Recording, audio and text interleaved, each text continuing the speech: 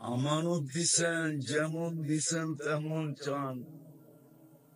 পরে যাইতেছি ওইদিকে ভালো মতে। যেমন দিছেন তেমন ফিরত চান, যেমন দিছেন তেমন।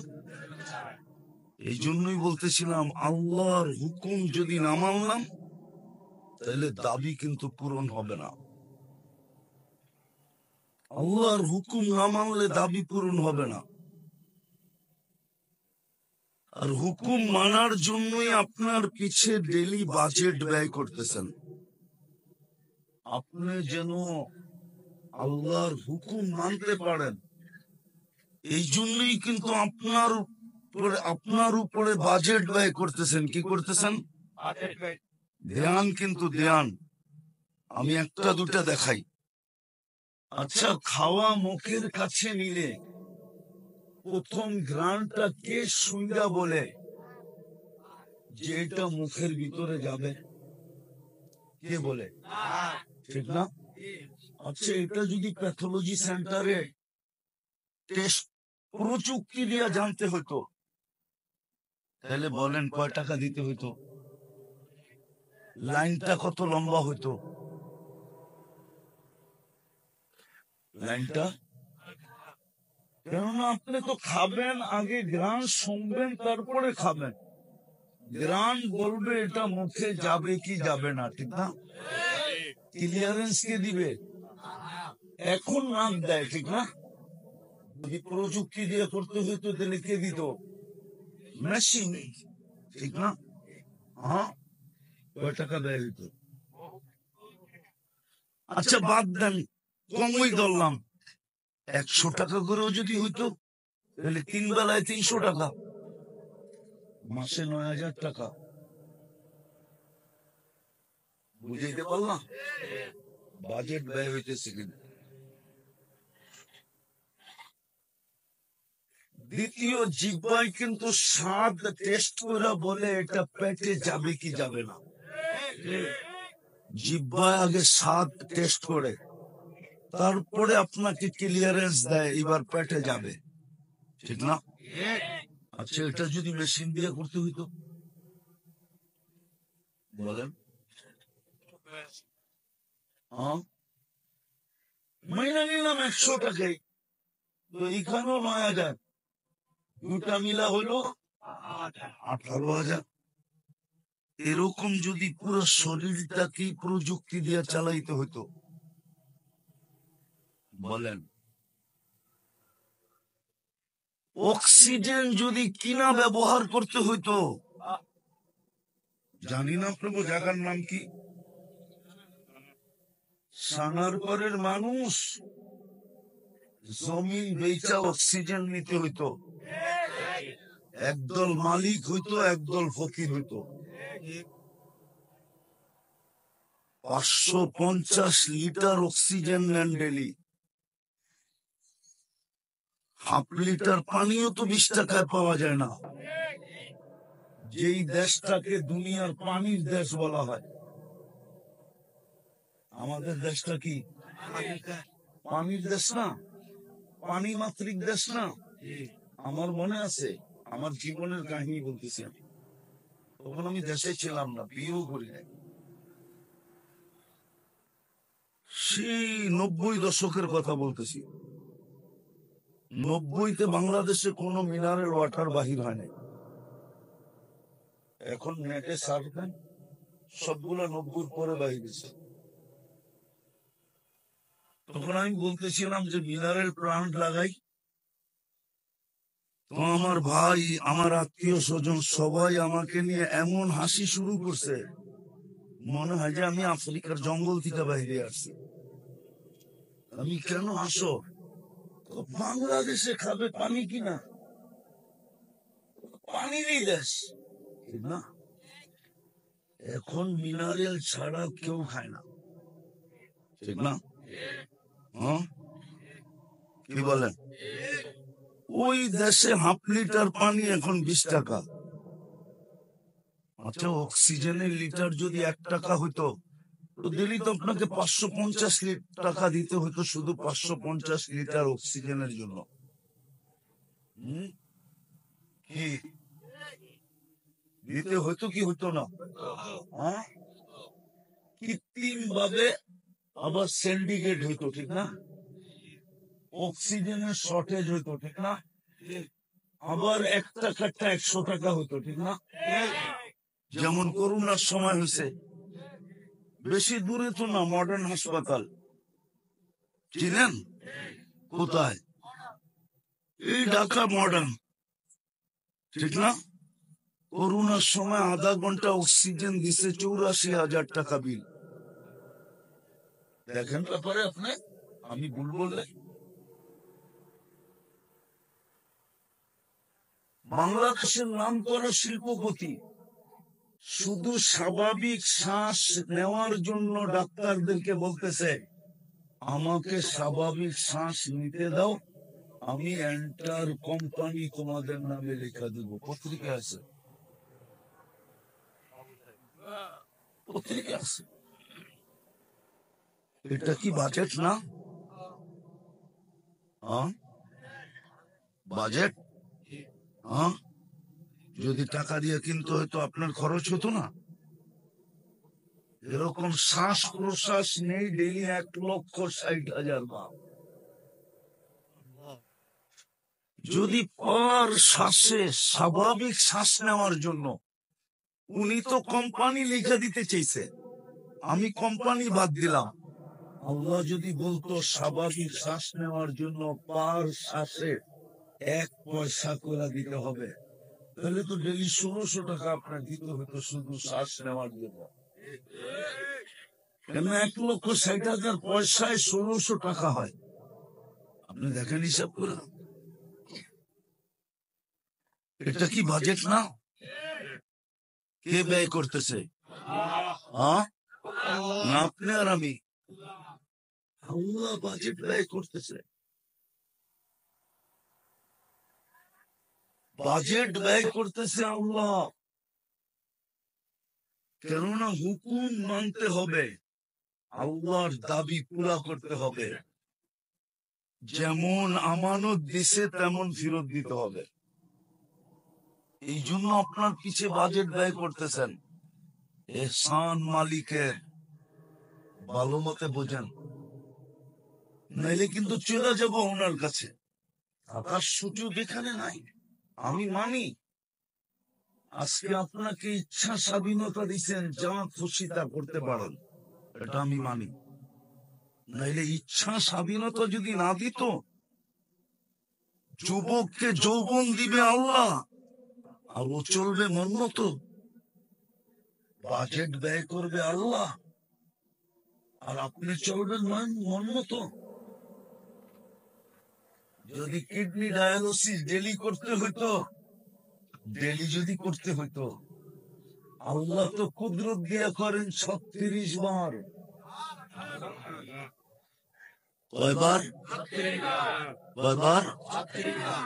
মানুষ করে কয়বার? আরে মেশিন করে কয়বার? মেশিন এভরিডে একবারও পারে না। একবার যদি হইতো সপ্তাহে 7 দিন হইতো, সপ্তাহে 7 দিন ডায়ালিসিসের কোন নিয়ম, ডাক্তারদের কাছে কোন বিজ্ঞানের কাছে কোন থিওরি এখনো আসে নাই, টেকনোলজি আসে নাই। অথচ আল্লাহ ডেলি করে কয়বার? মনে হয় মানেন না আমার কথা, ঠিক না? শরীর নিয়ে তো গাঁটেন না, হুজুরও গাঁটে না, কেউই গাঁটে না। অথচ কোরআন তো বলছিল আফি আনফুসিকুম আফালা তুবসিরুন। তুই তোকে নিয়ে মাঝে মাঝে বিশ্লেষণ করিস, ব্যাখ্যা করিস, রাখিস যে আমি তোর ভিতরে কি ফিট করছি, একটু ভাবিস। ডেলি 36 বার তো আল্লাহ করেন। 36 বার যদি মেশিন দিয়ে করতে হইতো, এখন তো একবার করতেই নেয় 4,000 কমসে কম, ঠিক না? 36 বার করলে কত লাগতো? আরে বলেন না, ক্যালকুলেটর তো লোকই আছে। 36 কে 4,000 দিয়ে পূরণ দেন না, দেখেন না 1 লাখ কত হয়?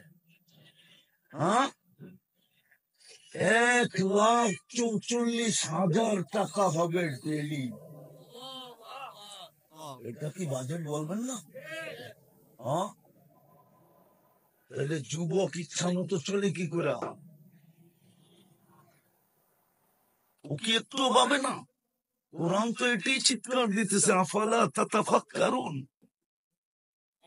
তুই কি একটু চিন্তা করিস না? তোকে আমি চিন্তা করার মেশিনটা দিলাম কেন? এই জন্য যা করতেছি আজকে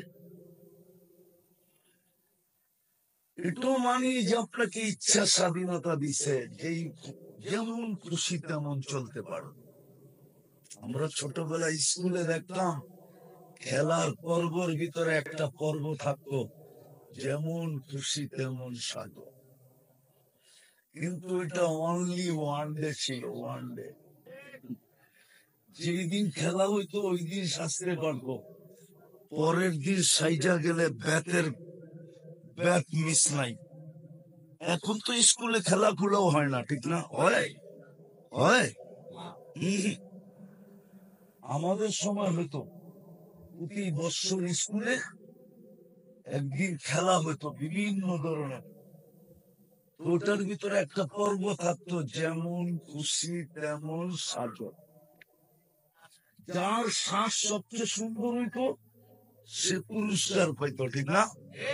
হ্যাঁ, আল্লাহ ইচ্ছা স্বাধীনতা দিছে দেখে আপনি যেমন খুশি তেমন সাজেন। নাহলে সাজার ক্ষমতা ছিল, নাহলে যুবক সাজবে যেমন খুশি তেমন, নারী সাজবে যেমন খুশি তেমন, পুরুষ সাজবে যেমন খুশি তেমন, শিক্ষিত সাজবে যেমন খুশি তেমন। সবাইকে ফুটাইল কে? ফুল তো এখানেও আছে, ঠিক না?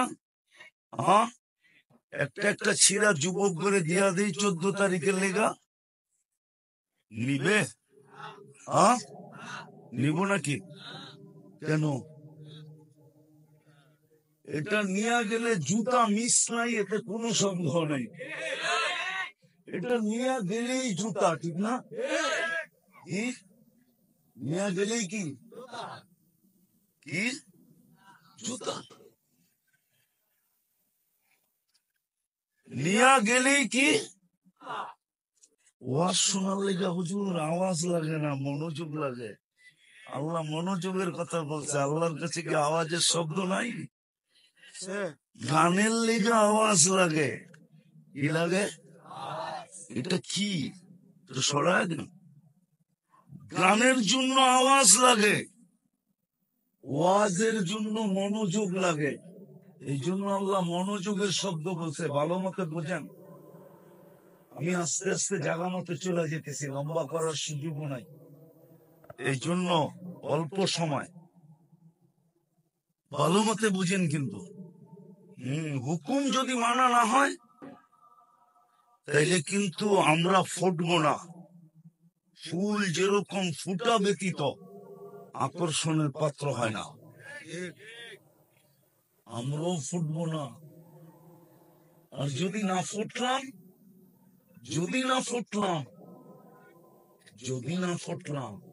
সত্য এটাই, আল্লাহর দাবি পুরা হবে।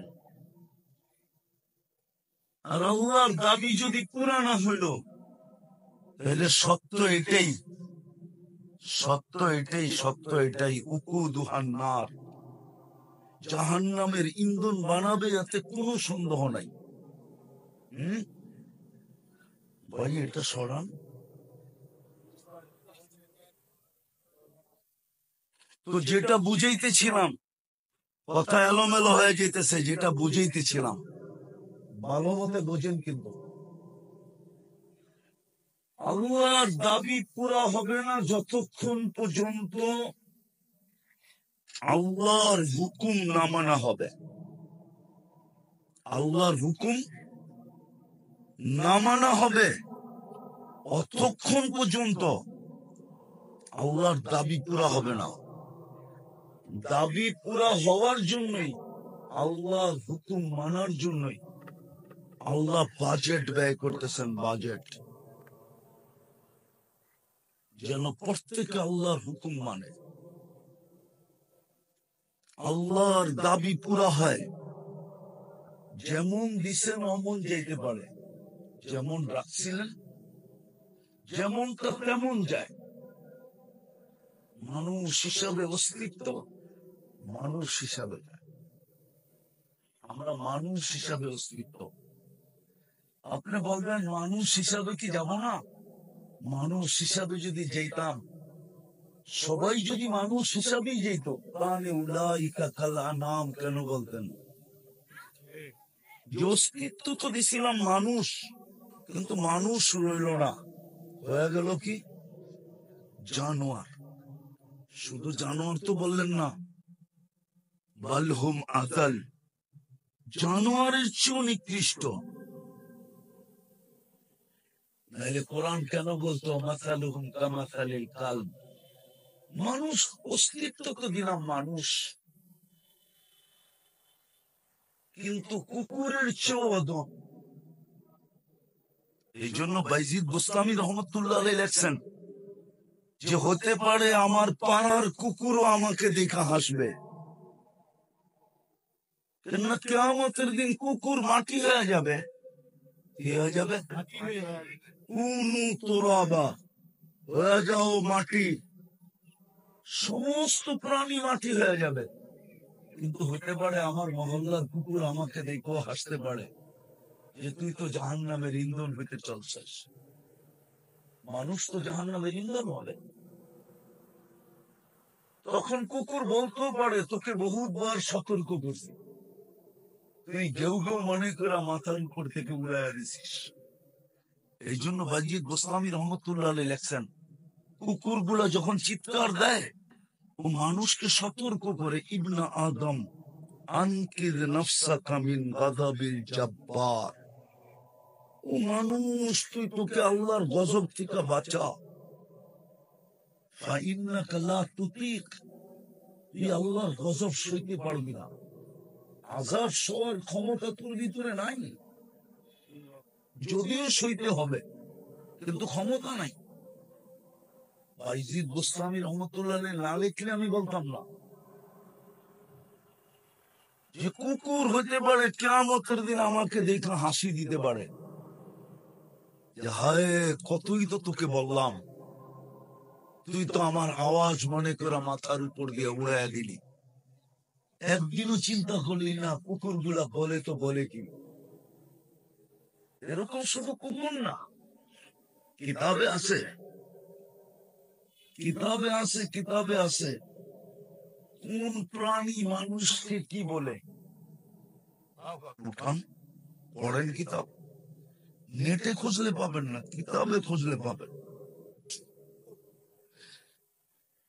হ্যাঁ, আমাদের মনীষীরা আল্লাহওয়ালারা, আমাদের আসলাফরা এগুলা বাহির করে রেখা গেছে আমাদের জন্য। নাইলে আমাদের মতো বাংলা নৌকা চলতো তো চলতো কি করে? আমাদের ভিতরে কি কোনো কোয়ালিটি আছে নাকি? আমি তো মনে করি আমার ভিতরে নাই। কেন যে মানুষ ডাকে এটাও জানি না, কেননা নিজের আওয়াজ নিজের কানে আসলে নিজেরই বিরক্ত লাগে। যে ডোলের মতো ভাঙ্গা ডোল, তাও ভালো ডোল হইতো মানতাম, ভাঙ্গা ডোলের আওয়াজ, এটা আবার মানুষ কান পেতে শুনে তো শুনে কি করে? আওয়াজেরও তো একটা কোয়ালিটি আছে, ঠিক না? কি রাগ হয়ে গেলেন? কসম খোদা, আমি স্টেজে বসে বলতেছি আমার আওয়াজ আমার কাছে বিরক্ত লাগে, এটা মানুষ শুনে কি করে? কিন্তু বললাম না একটু আগে, আমাদের বড়রা যদি বাহির করে না যাইতেন, পাইখা না যাইতেন, তাহলে আমরা চলতে পারতাম না। তো যেটা বুঝাইতেছিলাম, হুকুম মানতে হবে, তাইলে দাবি পূরণ হবে। আর হুকুম মানার জন্যই আপনার আমার পিছনে বাজেট ডেলি ব্যয় করতেছেন, আবার বাজেটও ব্যয় করেন, আবার ইচ্ছা মতো চলতে দেন, বাধা সৃষ্টি করেন না। কিন্তু শুধু এতটুক বইলা দিছে ইলা ইলা আজালিন মুসাম্মা, ইলা কোরআনে আছে না, নির্দিষ্ট একটা সময় পর্যন্ত চলতে দিব, তারপরে না। তারপরে কি, ইলাইনা তুরজাউন, আমাদের কাছে ফিরবে।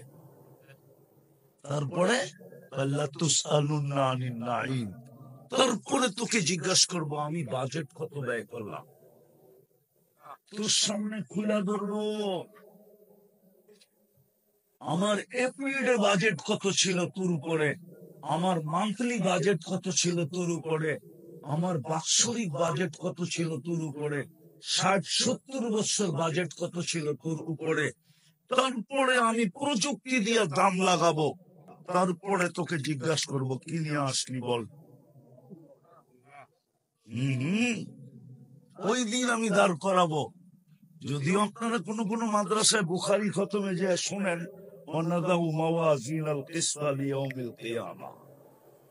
ওই দিন আমি দাঁড়িয়ে পাল্লা দাঁড় করাবো। এই জন্য বাজেট আপনার পিছনে, যদিও মন মতো চলার সুযোগ দিচ্ছেন। আরো 2টা শব্দ বলছেন, বলছে ইন্নী নাযিরুন কাইফা তা'মালুন, তুই করিস কি আমি তাকায় তাকায় দেখি শুধু। নাযিরুন কাইফা তা'মালুন।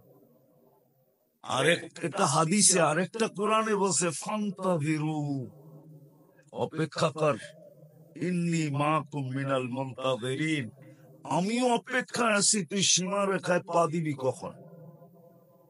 বিদায় মেরে দোস্ত, দাবি পূরণ করতে হবে। দাবি হলো মানুষ, মানুষ হিসাবে আমার কাছে আসো, কারণ আমি তোমাকে আমানত দিছি মানুষ হিসাবে। আর তোমাদের নিয়মই আমানত যেমন রাখা হয় তেমন ফেরত চাওয়া হয়। আমি তোমাকে মানুষ হিসাবে অস্তিত্ব দিছি, মানুষ হিসাবে আসো। আমি তোমাকে মুসলমানের ঘরে অস্তিত্ব দিছি, মুসলমান হিসাবে আসো। এর চেয়েও বড় কপাল খুলে দিছিলাম, উম্মতে মুহাম্মদী হিসাবে তোমাকে অস্তিত্ব দিছিলাম, উম্মতে মুহাম্মদী হিসাবে আমার কাছে আসো। ভাগ্য খুলে দিছিলাম তোমার, মানুষ হিসাবে তুমি নির্বাচিত,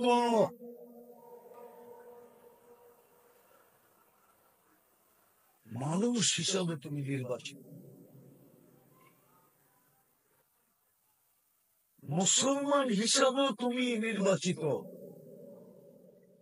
উম্মত হিসাবে তুমি বাছাইকৃত।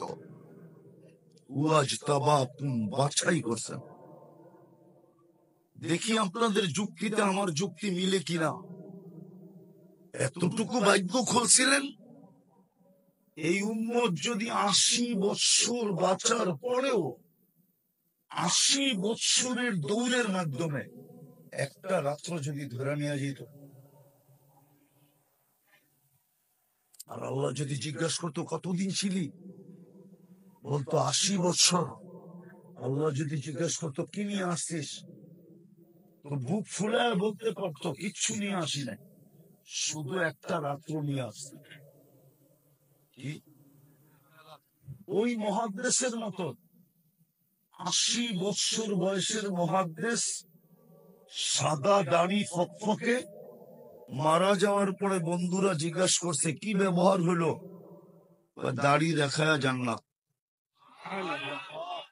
দাড়ি দেখায় জান্নাত মানে আল্লাহ তো জিজ্ঞাসা করছিল এটাই, বুড়া কি নিয়ে আসছিস, ছিলি তো 80 বছর, কি নিয়ে আসছস। হাদিস মনে হচ্ছিল, যেটা মনে আসছে ওটাই মুখ দিয়ে বেড়ে গেছে। হাদিস মনে আসছিল,